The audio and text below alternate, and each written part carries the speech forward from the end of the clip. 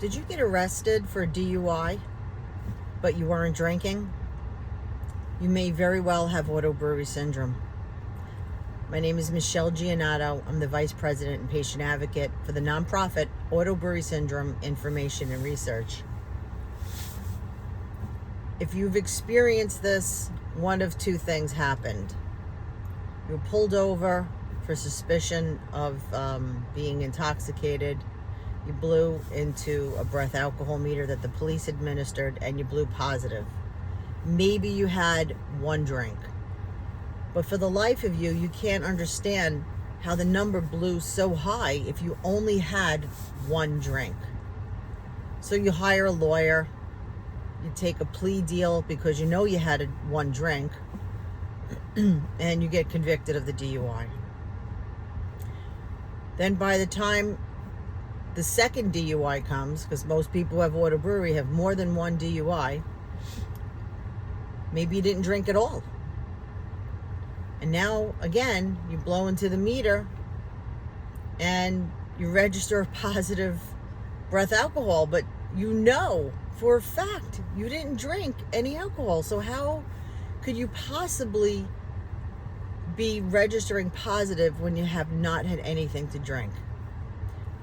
What I found is people now go home confused and think maybe they have some kind of medical thing going on, and they go on the internet and they search for drunk without drinking. And what do they find? They find auto-brewery syndrome, which is an overgrowth of yeast or bacteria that is a fermenting type, and it takes the carbohydrates that you eat and converts it into alcohol. Sometimes 3 to 4 times the legal limit.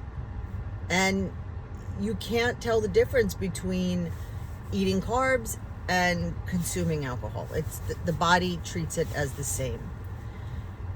I can't tell you how many times I get phone calls.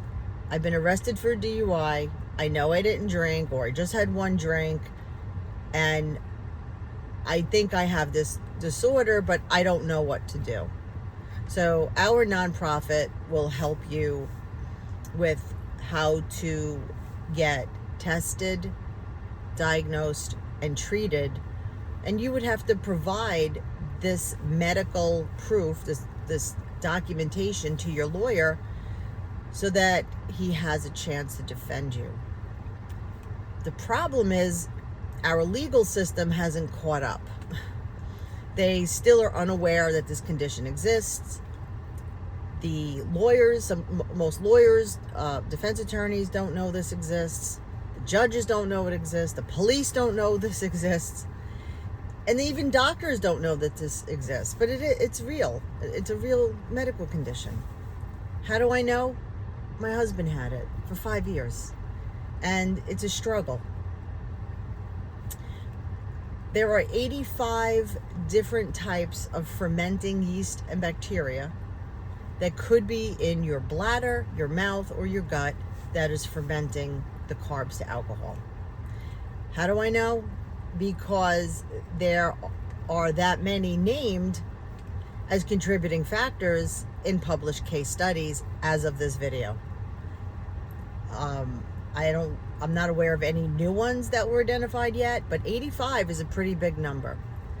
Most of the people in our group realize that they had some kind of gut dysbiosis, and then after taking a course of antibiotics, it just created this gut issue where it allowed for this overgrowth of yeast and bacteria, except they grew a fermenting type.